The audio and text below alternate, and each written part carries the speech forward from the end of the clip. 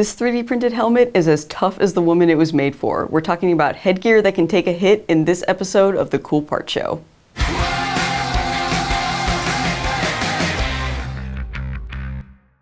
The Cool Parts Show is brought to you by Carpenter Additive.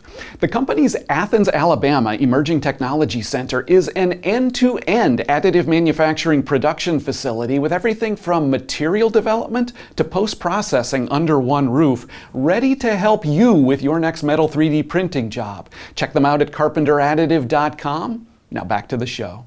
I'm Pete. I'm Stephanie. Welcome to the Cool Parts Show. This is our show all about cool, unique, interesting, life-changing 3D printed parts. Life-changing, okay, new adjective. And we're looking at what looks like a helmet here. Is there a life-changing story with this cool part? There is indeed. So this helmet was designed to be worn during jiu-jitsu training, and it has had a major impact on the quality of life for the person who wears it. Okay, I'm in. You had me at jiu-jitsu. So who's this helmet for? So what we have here is a copy, but this design was created for a woman named Sarah Piersanti in North Carolina. And to understand what is so special about this helmet, you have to really understand what is so special about Sarah. So for her and her family, martial arts, jiu-jitsu, it's not just a hobby, it's really kind of a way of life. Okay, all right, I want to hear how we get from there to 3D printing. So can we meet her? Sure.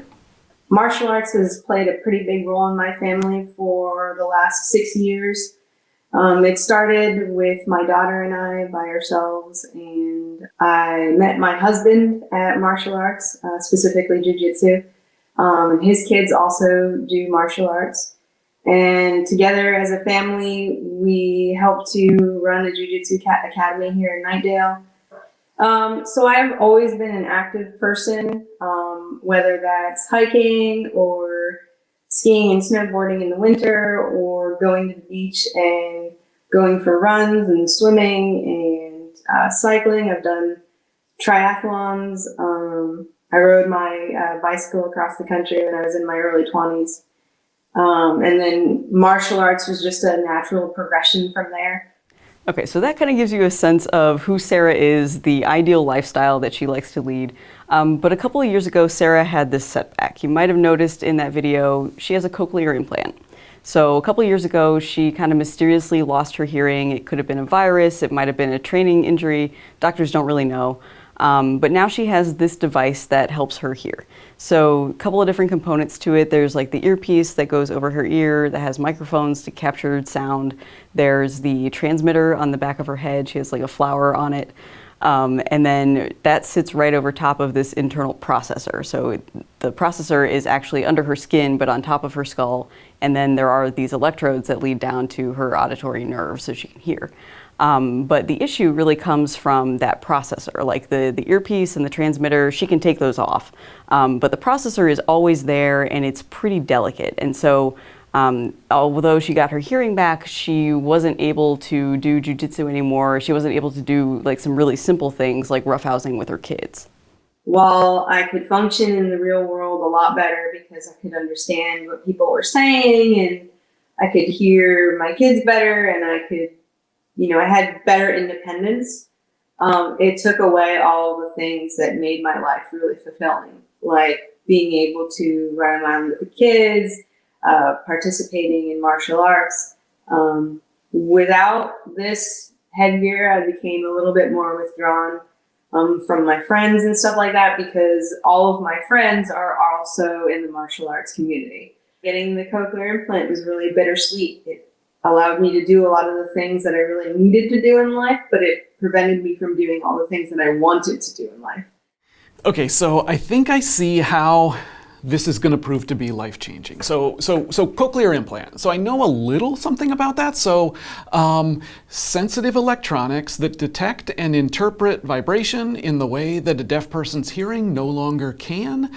And yeah, I can see why she would lose jiu-jitsu as a result of that. She's got this delicate device that's with her every moment, all the time, and so she can't take blows anymore, and she even has to be guarded about getting physical with her kids. I can see how that would have pained her. So was it hard to get to a solution? So it was harder than you might expect. Like jiu-jitsu is a pretty minimal sport as far as equipment goes. You wouldn't normally be wearing headgear or a helmet of any kind. So Sarah did try some off-the-shelf options, headgear meant for other sports. But the issue is with most helmets, like they're not designed to accommodate something like a processor like that. And so if she were to get hit in the head while wearing like a bike helmet or something, that processor is going to end up bearing the brunt of the blow. So she and her husband tried a couple of do-it-yourself solutions, like they cut up exercise mats and tried to make something themselves, but never quite came up with anything that was durable enough and strong enough and comfortable enough for her to wear for martial arts. Yeah, so I listened to that, and I think for you and me, I mean, because we do this show, it's obvious to us 3D printing is a solution here. We've done episodes on mass customization, multiple episodes on products tailored to the individual through 3D printing, but there are industrial manufacturers who have problems that 3D printing can solve, and they have a hard time getting there. So Sarah is a martial artist and a mom. Of course, she's going to try the kinds of solutions that you describe. That's what's there for her to find and think of. I guess I'm ready. How did she find her way to 3D printing, or how did 3D printing find her? Yeah, so kind of through chance, she had a friend who told her about this place called Eastpoint Prosthetics. They make different orthotics, prosthetics, braces, all those kinds of things. And her friend told her about this clinician there, Brent Wright, who had some connections to 3D printing. She decided to reach out to Brent. She went in for an appointment, and here's what happened. It was funny because typically we do helmets and such for babies that have some sort of flat spot on their head or some sort of abnormality of shape of their head. And I realized I had gotten an email from somebody that was an adult that said they needed a helmet, and I just thought that was just the oddest thing.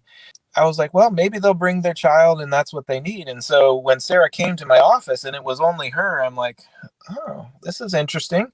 And then she told me her story about how she had lost her hearing, how she had gone through the process of the cochlear implant, how she had kids, was not able to play even simple things, roughhouse with them, play catch, because of the potential impact that it would have on her processor. Many of these devices are over $200,000, pushing $300,000, not including surgery.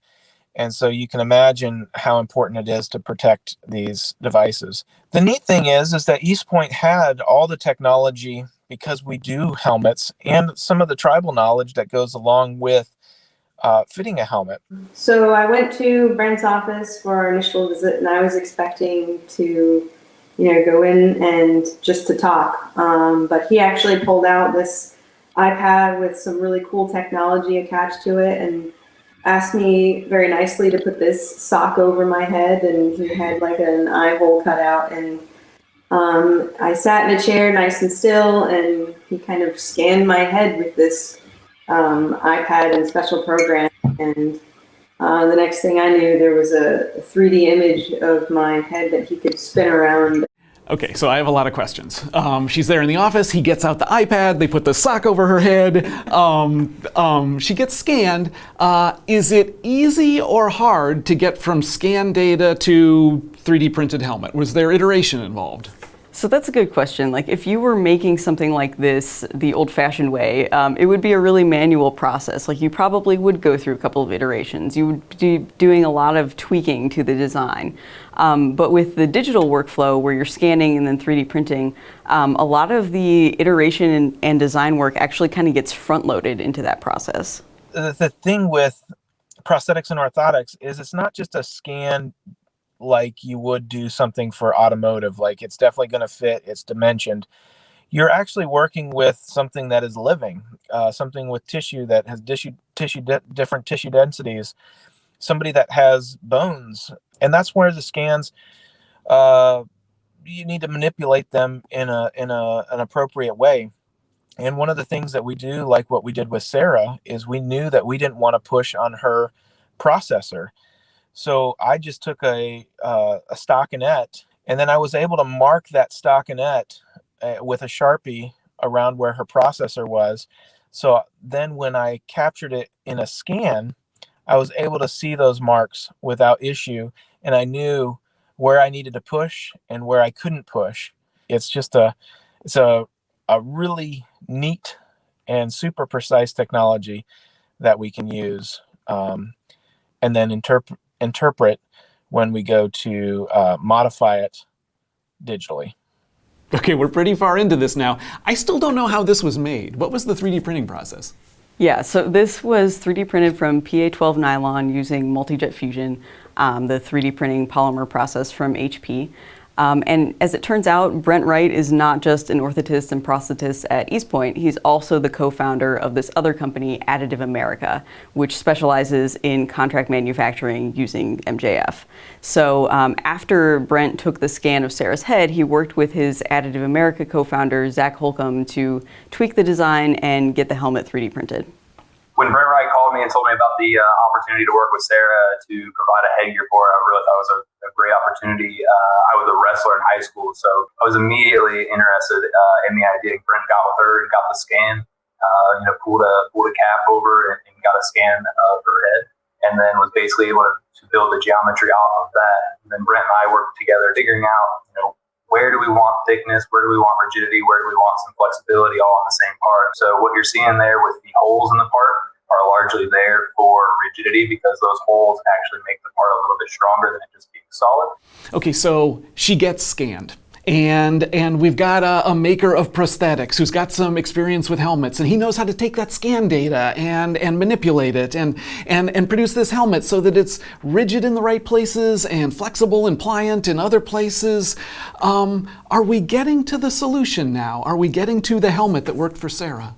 Yeah, so Sarah went in for that initial scan on a Monday, and by the end of the week, they had a helmet printed for her. So Brent did some fitting, they added a little bit of padding, they put on the strap, but yeah, it worked.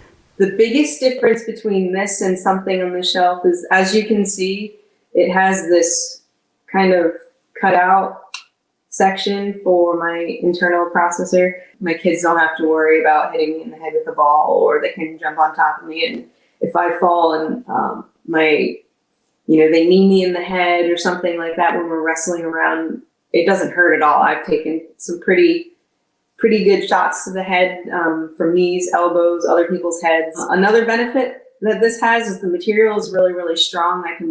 It's flexible enough where if I need to pull it out so I can get it on my head, it's a little bit flexible, but it's actually very, very impact resistant. It's really, really strong.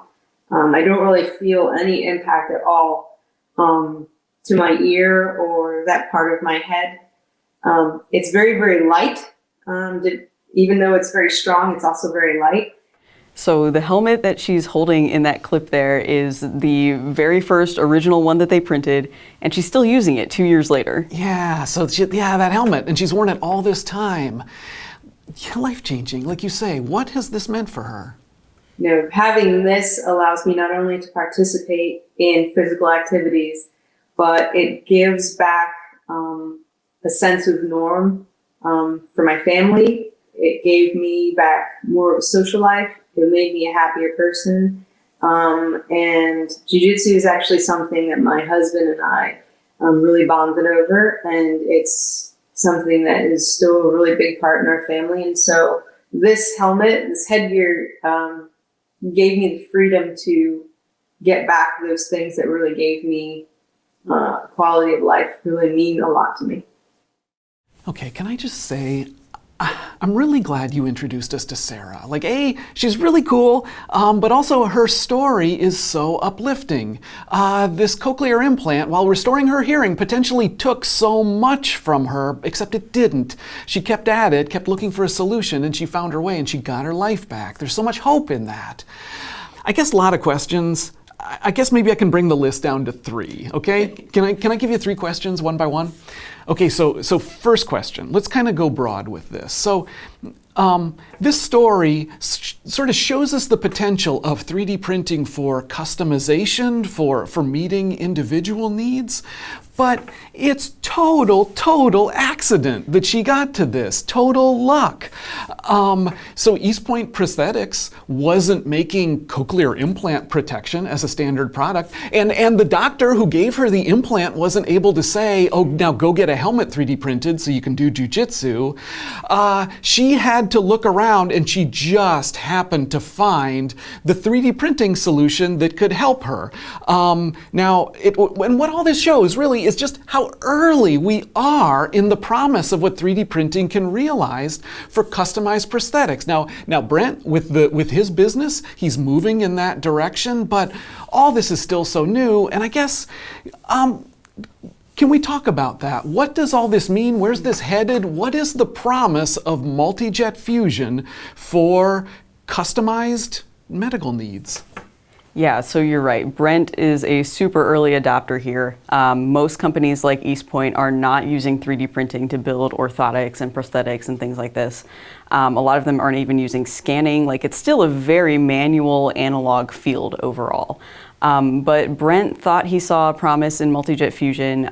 He actually reached out to Zach just to find out if it would be an option for these kind of devices. And the two of them believed in it so much that Zach uprooted his whole family from Ohio, moved to North Carolina, and they started this company because they believed that they could develop a digital workflow for these devices based on 3D scanning, based on 3D printing, that could dramatically reduce these timelines, reduce the cost of getting these devices.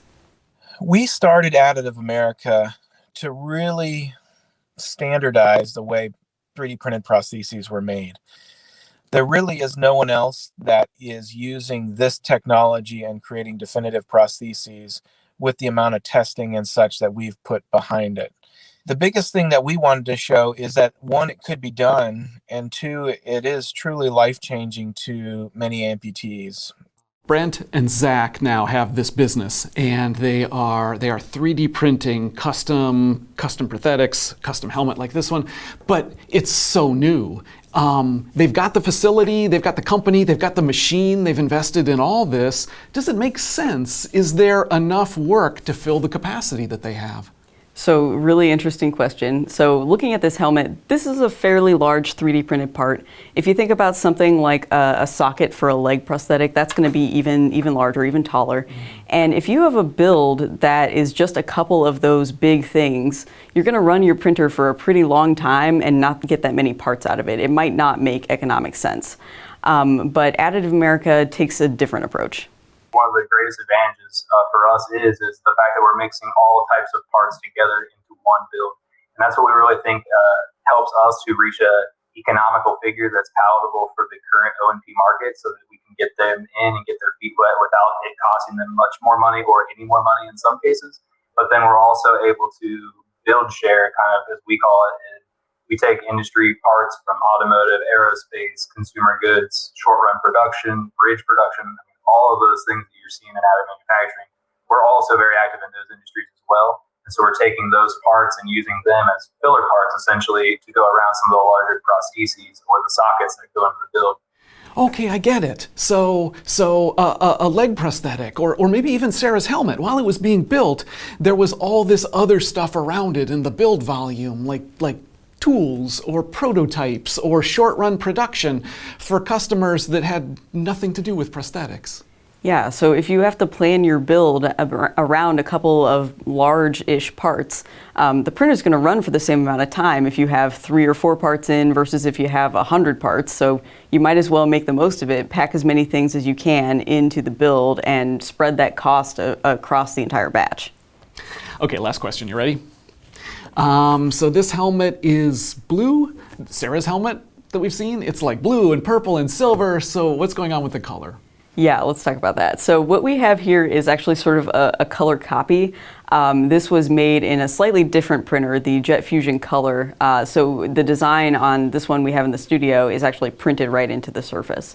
In Sarah's case, Hers is all those different colors because it is a custom paint job. Her kids are big fans of Guardians of the Galaxy. They call her cochlear implant her robot ear. So she just decided to embrace that and painted it to look like Nebula from the Guardians of the Galaxy movies. All right, I think I got this. Sarah Piersanti lost a lot when she regained her hearing. The cochlear implant that gave her hearing back was this sensitive device that had to be protected and potentially took away her ability to engage in jiu-jitsu, something she loved, along with her husband, and even had to make her reticent about roughhousing with her kids. Looked for many solutions and nothing quite worked until she happened upon 3D printing, specifically in the form of Eastpoint Prosthetics, and the way that they use multi-jet fusion 3D printing to print customized prosthetics. And as it happened, they had some experience with helmets too, helmets for children for much different conditions, but it applied right to Sarah as well. And after scanning the precise geometric form of her head and what would have to be accommodated with the implant, manipulating the data just a little bit, on the first try, they were able to produce the protective helmet that she has worn for a couple years now, allowed her to find her way back to jiu-jitsu, to fully engage with her family, and painted to match the look of Nebula, the cyborg character from Guardians of the Galaxy, in homage to the Marvel Cinematic Universe. Yeah, so I think that covers it. Thank you so much for watching this episode of The Cool Parts Show. If you'd like to learn more about custom orthotics, multi-jet fusion, or other things that we talked about in this episode, see the links in the description below. The show is going to go on hiatus for a little bit, but we will be back in the second half of 2021 with brand new episodes, so make sure you're subscribed so you won't miss any of that. If this is the first time you're seeing the show, man, are we glad you're here. So we've done more than 30 episodes now, more than 30 different cool parts solving real problems through 3D printing, different applications, different industries, different products. Check us out, watch our episodes, thecoolpartsshow.com. And if you have a cool part you'd like to see featured, email us, coolparts@additivemanufacturing.media. Thanks for watching. Thank you to our sponsor, Carpenter Additive. Listen to additive manufacturing podcasts, attend webinars, and learn more at carpenteradditive.com.